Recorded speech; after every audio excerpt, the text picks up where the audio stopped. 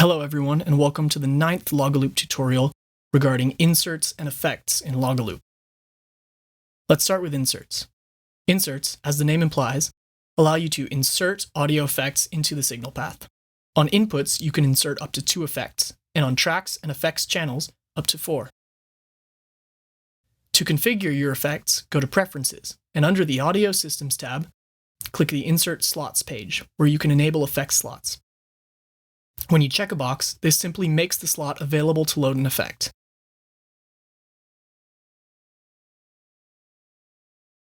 Be aware that every enabled slot will utilize CPU resources, even if it does not contain an active plugin.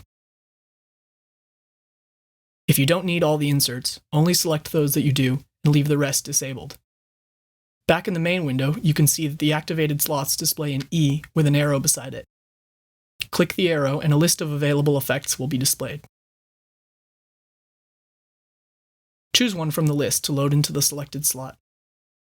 Once an effect is loaded, the arrow on the slot will turn red to indicate this. I'm not going to cover each and every one of the effects and their operation in this tutorial, but at the end of the video, I'll demo the file player and the playlist plugin. Right now, I'll do a demo of how to use a plugin. I'll load a clip into the looper. A very practical thing to do is use the designated effects channels, especially for reverbs and delays.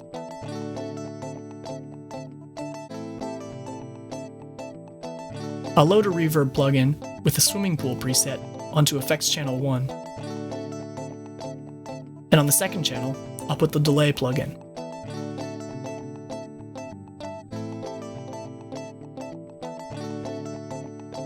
Now I can send the tracks to effects channel 1. And you can hear reverb and delay.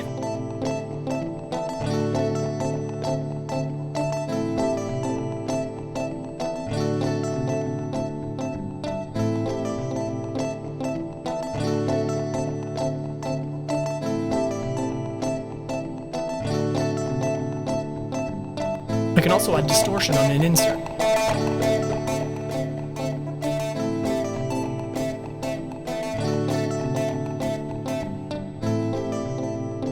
Or a bit crusher.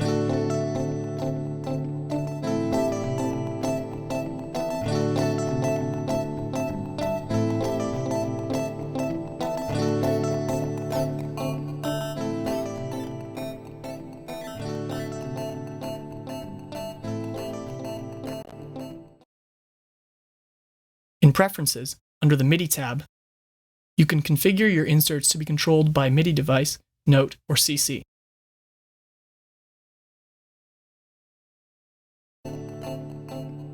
In addition to traditional effect slots inserted onto one track, there's a plugin window. This window will let you load special inserts such as video, or inserts that will affect all 10 tracks at once. For example, if I load the Bit Crusher plugin, you can see that this time, the window contains 10 buttons corresponding to the 10 tracks in the main window. This lets you affect all tracks without needing to load an insert for each one.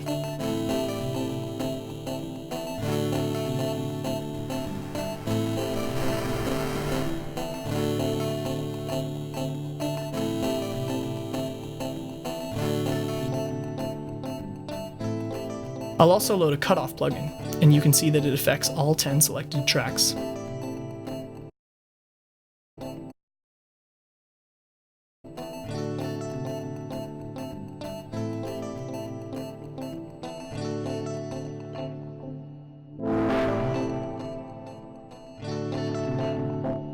In the Preferences, you can set the types of plugin for each of these 4 slots.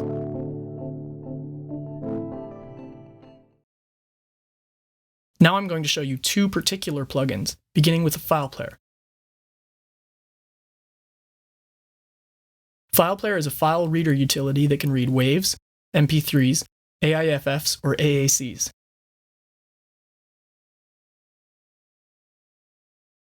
To give the plugin access to these files, place them in the project's media folder, or in Preferences, change this folder to the one where you want the files to be located. However, in order to not lose track of any files in case you move things around, I would recommend copying the files into the project folder.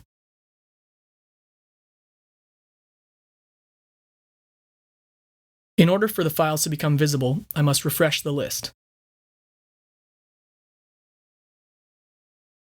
Now the files are visible, as well as the files of any saved loops.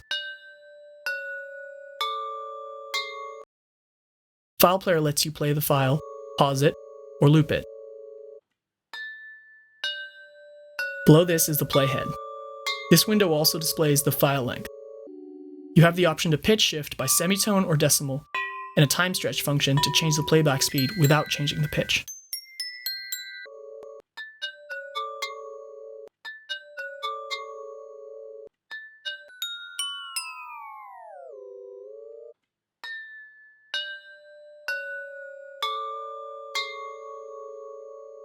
I can sync the file player with the metronome using the follow button. The playback speed will then match the metronome tempo. Here I'm choosing 120 BPM. And if I put it in master mode and change the tempo, the file player speed will follow.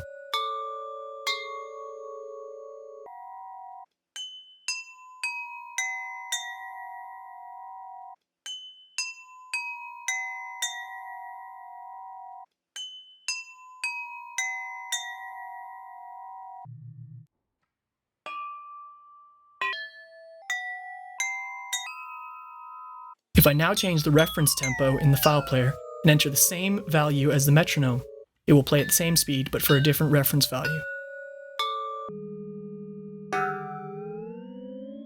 Finally, if the metronome is in auto start slave mode and I create a loop, the playback speed of the file player will adapt to the looper.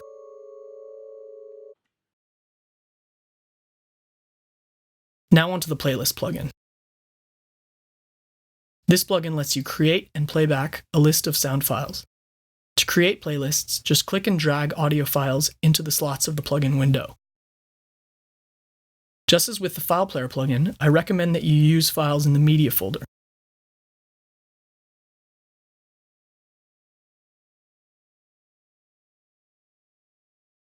Here I'm only using 2 files, but you can use as many as there are slots.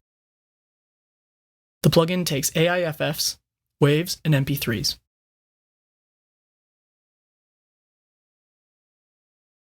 You can play and pause each file independently, and you can save playlists as well as control playback with MIDI.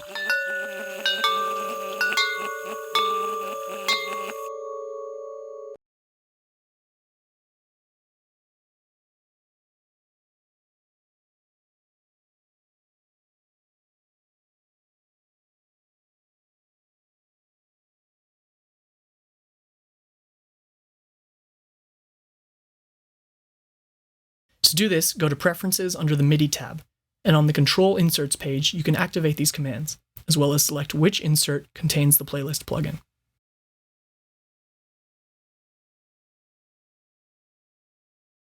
Here the plugin is on FX4's Insert 1.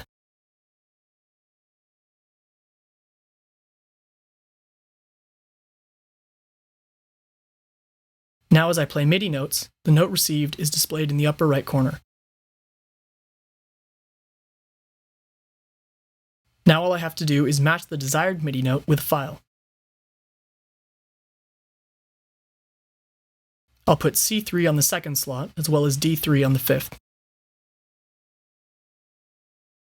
Now I can play back these files via MIDI.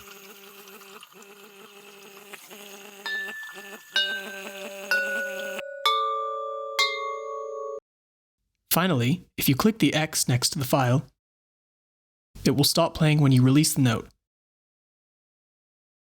To demonstrate, I'll hold the note to play the file and release it to stop it.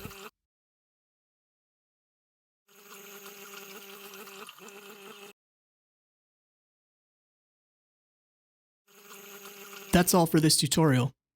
Thanks for watching. See you next time.